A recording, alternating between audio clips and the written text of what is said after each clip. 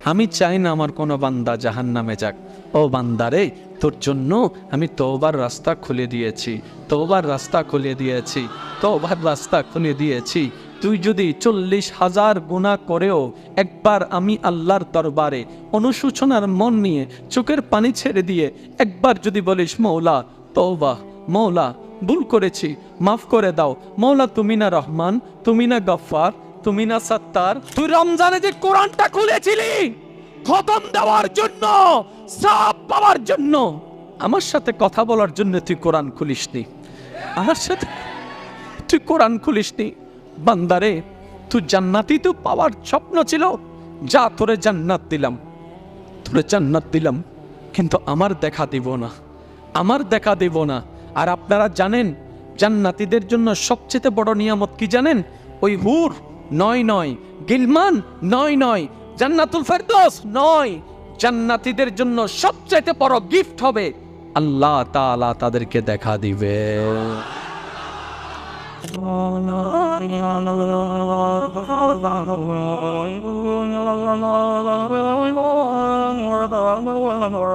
পৃথিবীর বুকে আল্লাহ পাক রব্বুল আলামিন চায় না কোনো বান্দা জাহান্নামে যাক।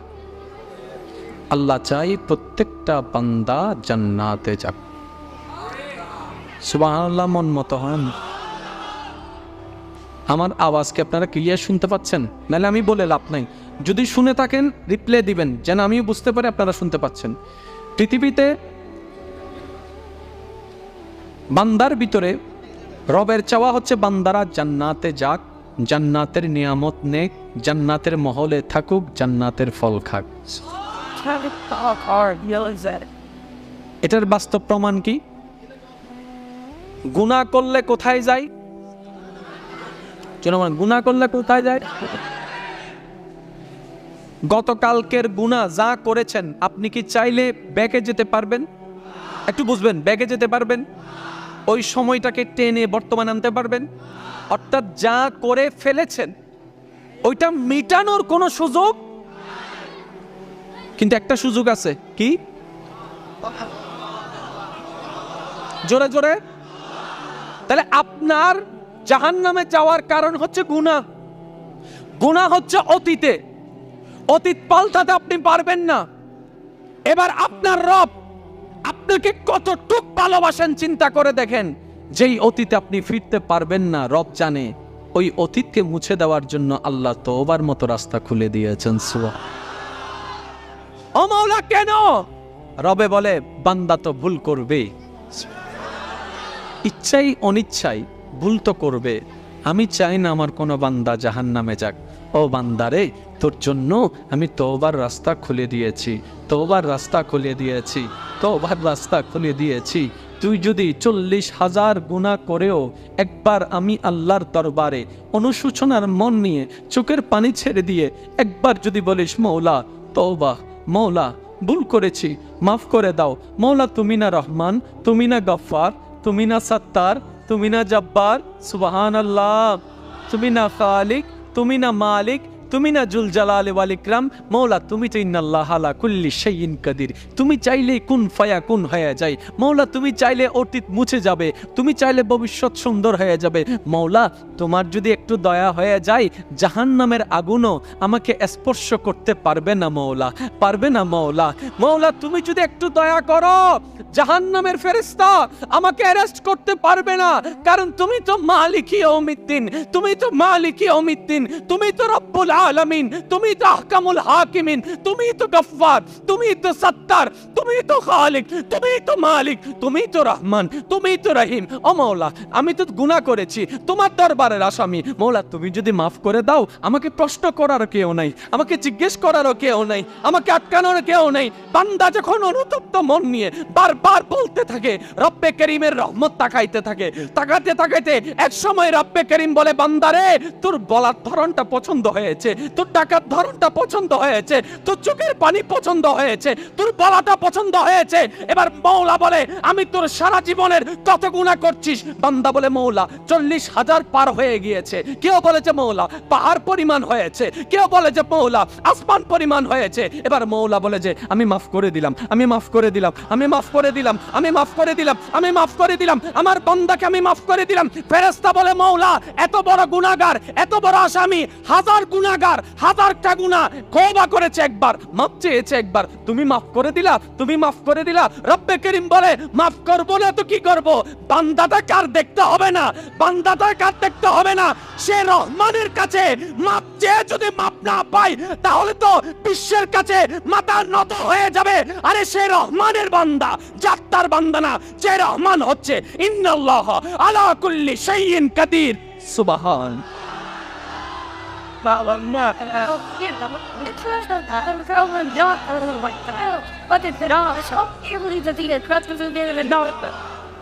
আল্লাহ তোমার দয়া বুঝেছি, বুঝেছি বহুদিন পর। আল্লাহ তোমার দয়া বুঝেছি, বুঝেছি। ভেবেছি দুনিয়া কত যে আপন, আসলে দুনিয়াটাই পর। আল্লাহ তোমার দয়া বুঝেছি বহুদিন। একবার বলেন না সুবহানাল্লাহ। আপনারা মাহফিল, অনেক মাহফিলে যান, অনেক মাহফিলে বসেন, নামাজও পড়েন। আমি একটু পাগল টাইপের মানুষ, পাগলামিটাই বেশি করি। কষ্ট লাগলে চলে যেতে পারেন, সমস্যা নেই। সবাই মিলে একবার বলেন তো আল্লাহ। আওয়াজটা মুখ থেকে এসেছে, এবার যদি একবার হৃদয় থেকে ডাক দেন কেমন ডাকটা শোনা হবে? আর একটু ফিল নিয়ে, আর একটু মোহাব্বত নিয়ে। এবার এই আপনার এই ডাকটা, ছোট্ট আওয়াজটা শুনছেন কে? একটু কল্পনা করেন তো, আপনি এখানে বসে আছেন, আল্লাহ আল্লাহর জায়গা থেকে আপনার দিকে তাকায় আছে। আমি আপনাদেরকে একটা কথা বলি, যার যেটা মন চায় আপনারা আমাকে সেটা উত্তর দিবেন। আল্লাহকে খুশি করা ছাড়া বান্দার কি আর কোনো কাজ থাকতে পারে? আপনারা যেটা বলেন আমি সেটাই নিব। আল্লাহকে সন্তুষ্টি করা ছাড়া আর কোনো কাজ? আল্লাহ আমাদেরকে বানাইছে ভাত খাওয়ার জন্য। আমি বলবো না, আপনারা বলেন। আল্লাহ আপনাকে আমাকে বানিয়েছেন চাকরি করার জন্য, আল্লাহ আপনাকে আমাকে বানিয়েছেন ব্যবসা করার জন্য, আল্লাহ আপনাকে আমাকে বানিয়েছেন সংসার করার জন্য। কি জন্য বানালেন? ইবাদতটা করলে কি হয় বলেন? জোরে বলেন, আরো জোরে। সবাই কি উত্তর দিচ্ছে একজনেরটা একজনে শুনবেন। ইবাদতটা করলে কি হয়? সব দিয়ে কোথায় যাওয়া যায়? আরো জোরে। তাহলে আল্লাহ আপনাকে বানিয়েছেন ইবাদতের জন্য, আপনি ইবাদতটা করছেন সওয়াবের জন্য, সওয়াবটা দিচ্ছেন আপনি জান্নাত পাওয়ার জন্য। এবার নিজেকে একবার প্রশ্ন করেন, আল্লাহর জন্য কি করছেন? আপনি তো জান্নাত পাওয়ার জন্য করেছেন। হায় হায় হায় হায়, বুঝেন নাই আমার কথা? আরো সহজ করছি। আপনাকে একজন অনেক ভালোবাসে, আপনিও তার ভালোবাসার প্রেমে পড়ে গেলেন। 6 মাস পরে বুঝতে পেরেছেন সে আসলে ভালোবাসে না আপনাকে, আপনার থেকে টাকা পাওয়ার জন্য ভালোবাসে। সত্যি করে বলেন তো, ওই মুহূর্তে থেকে আপনার ওর প্রতি অন্তর থেকে আর কোনো ভালোবাসা থাকবে? চেহারাটা দেখলে আর ভালো লাগবে না ঘৃণা লাগবে? ভালো লাগবে না ঘৃণা লাগবে? কেন? কারণ আপনি বুঝতে পেরেছেন সে এখান থেকে নয়, স্বার্থের জন্য ভালোবাসে। তাহলে স্বার্থ কাকে বলে? নিজের লাভ বোঝা। স্বার্থ কাকে বলে? নিজের লাভ। আপনি জান্নাত কেন চাচ্ছেন, জাহান্নাম কেন চাচ্ছেন না? আপনি বলবেন জান্নাত তো সুখের জায়গা, জাহান্নাম তো কষ্টের জায়গা। জান্নাত তো আরামের জায়গা, জাহান্নাম তো কষ্টের জায়গা। আমি কষ্টে চাই না, আমি শান্তি চাই। শান্তি পাওয়ার জন্য জান্নাত চাই, জান্নাতে যাওয়ার জন্য সওয়াব চাই, সওয়াবের জন্য ইবাদত চাই। এবার টোটাল বিষয়ের মধ্যে একটা জায়গা দেখান তো আপনার রব আছে। তোর কথা বলেন না, কি তোর বলেন না, একটা জায়গা দেখান। যদি আমরা বলি লিল্লাহে,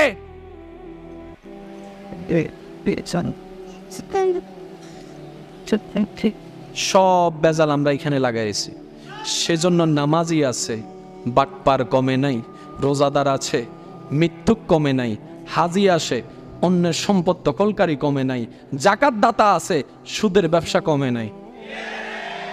ভাবেন ভাবেন ভাবেন, আপনার রব আপনাকে একটা কাজ দিয়েছে, ওই কাজটা তো যেমন তেমন হতে পারে না, অনেক হাই লেভেলের কাজ। সামান্য একটা প্রফেসরও যদি আপনার সন্তানকে, ছেলেকে, বয়কে যদি পড়ায় 3 মাস, এটা তার ব্যবহার কথাবার্তা দিয়ে প্রমাণ হবে কে পড়াচ্ছে, কারণ ওনার পড়ার স্টাইল ভিন্ন। তা আপনার রব না আপনাকে নামাজ দিয়েছেন, এই নামাজটা কো, এই রোজাটা কই? নামাজ মানে কি আমরা জানি, জানেন? এটা নামাজ নয়। মাইকের আওয়াজ যতটুকু যাচ্ছে, যে যেখান থেকে শুনতে পাচ্ছেন, এই জিনিসটা যদি বুঝতে পারি অন্তত নিজের লাভ হবে। আর আমরা তো নিজের লাভটা বেশি বুঝি। প্রথমেই বলেছি, রবের প্রিয় বান্দা হওয়ার ইচ্ছা থাকলে আপনারা শুনবেন। অর্ধেক হায়াত আমাদের শেষ, বাকি আছে। আমাদের জীবনের অর্ধেক হায়াত বাকি আছে। এই অর্ধেকটাকে যদি কাজে লাগাতে না পারি, রবের সামনে কোন চেহারা নিয়ে দাঁড়াবো? রবের জন্য করা, জান্নাতের জন্য করা, কয় ভাগে ভাগ করলাম? আমি একটু আওয়াজ চাই, কয় ভাবে? রবের জন্য করা, জান্নাতের জন্য করা। কারো সাথে তর্কের দরকার নাই। চোখটা বন্ধ করে নিজের মনকে প্রশ্ন করুন, আপনি যে মসজিদে 10টা টাকা দান করেছিলেন, একটা বার কি সব পাবো, এই ফিলিংসটা যেভাবে এসেছে মনে, একটা বার কি কখনো এই ফিলিংসটা এসেছিল আমার রব খুশি হবে, আমার আল্লাহ খুশি হবে, আমার রহমান খুশি হবে?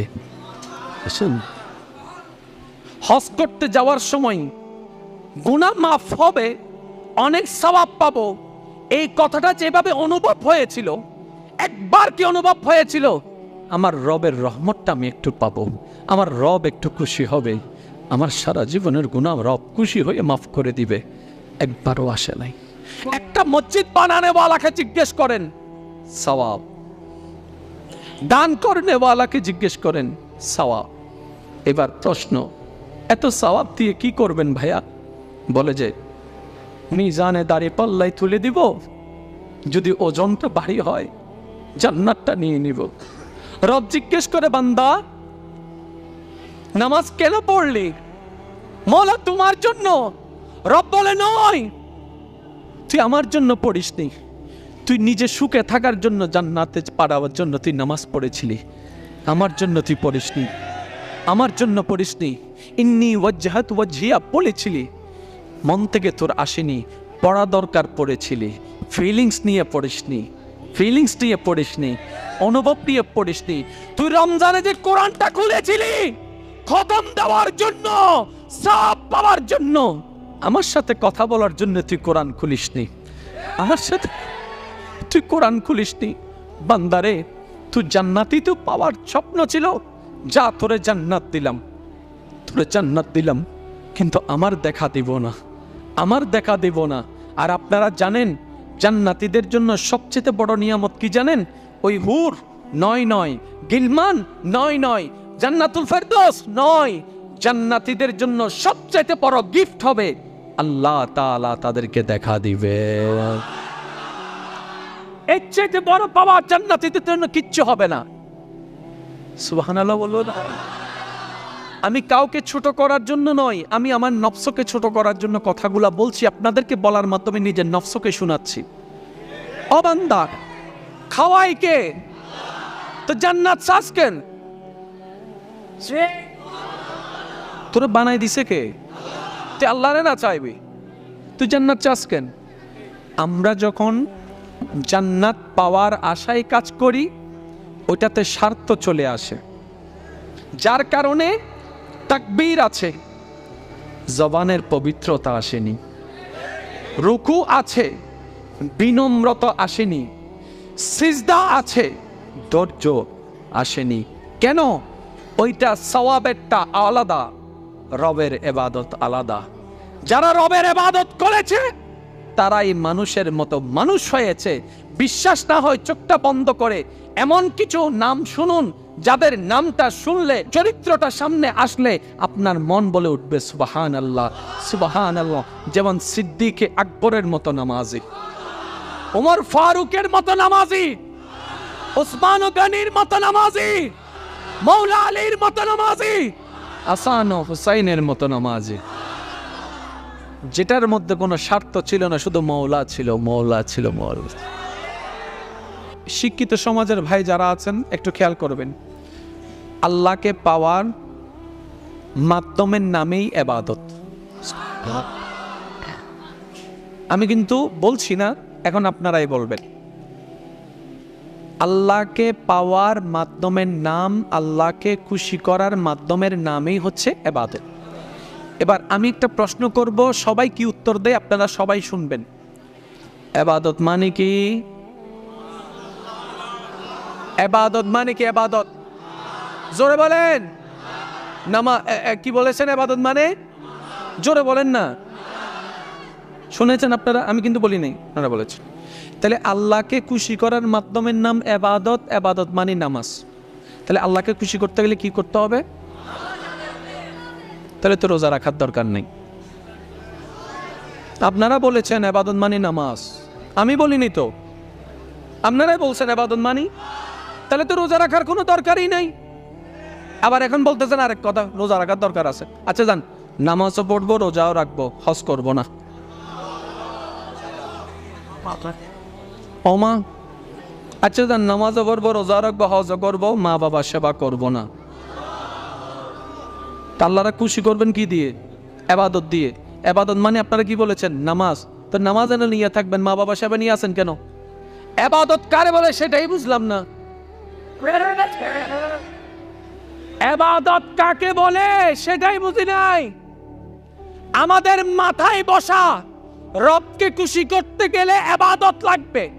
হাজার বার আয়াত শুনতে শুনতে সবার মুখস্থ, ওয়ামা খালাকতুল জিন্না ওয়াল ইনসা ইল্লা লিয়াবুদুন। রব বলছে, আমি জিন জাতি মানব জাতিকে সৃষ্টি করেছি আমার ইবাদতের জন্য, আমার ইবাদতের জন্য, আমার ইবাদতের জন্য। আর এই কথাটা শুনে আল্লাহর বান্দাগণ আমরা ইবাদত ইজ ইকুয়াল টু নামাজকে সিলেক্ট করে ফেলেছি, যার কারণে আমাদের কাছে ইবাদত মানে মনে হয় নামাজ, ইবাদত মানে হয় নামাজ। তাহলে ইবাদত মানে যদি নামাজ হয়, রোজা মানে কি, হজ মানে কি, যাকাত মানে কি? বলে যে হ্যাঁ, এটাই তো ভাবার কথা। শুনে রাখবেন, রবকে খুশি করতে ইবাদতের দরকার। তো ইবাদত মানে কি? এক কথায় বুঝবেন, বান্দার এমন প্রত্যেকটি মন থেকে করা কাজ যেটা শুধুমাত্র আপন রবকে খুশি করার জন্য করে, খুশি করার জন্য করে, এমন প্রত্যেকটা কাজের নামেই ইবাদত। ইবাদত মানে শুধু নামাজ, ইবাদত মানে শুধু নামাজ, ইবাদত মানে শুধু হজ, ইবাদত মানে শুধু যাকাত। এমন প্রত্যেকটা কাজই ইবাদত যেটা বান্দা করবে শুধু আল্লাহর খুশির জন্য।